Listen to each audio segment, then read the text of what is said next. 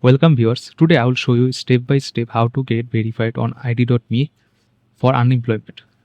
First you have to come to the website id.me and sign in your account if you have an account. If you don't have an account, don't worry. Click on create an id.me account. Then it will ask for this information. You have to fill up the information with correct statements and informations. Don't put any misleading information. Input your email, password and re-enter your password and click on the I accept id.me terms and conditions. After that, you will see MFA verification, which is multi-authenticator verification, which will ask for text option or call option.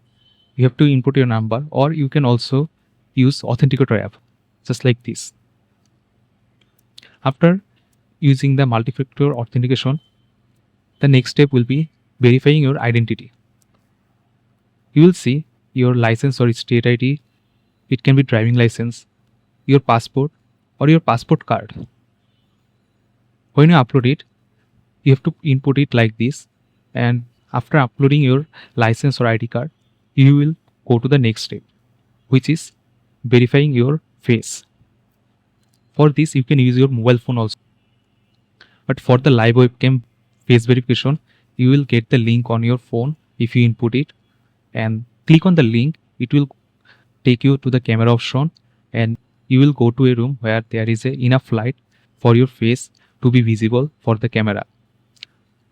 Don't put any face accessories as it will make the verification failure. After you complete the face verification, and the verification will take a short video of your face. After that, you will go to the next step, which is enter your SSN, social security number.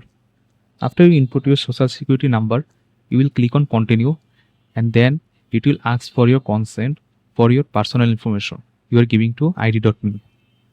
Click on I acknowledge and then click continue. Like this, you will create a verified id.me account. If this video helps you, don't forget to subscribe the channel. Thanks for watching.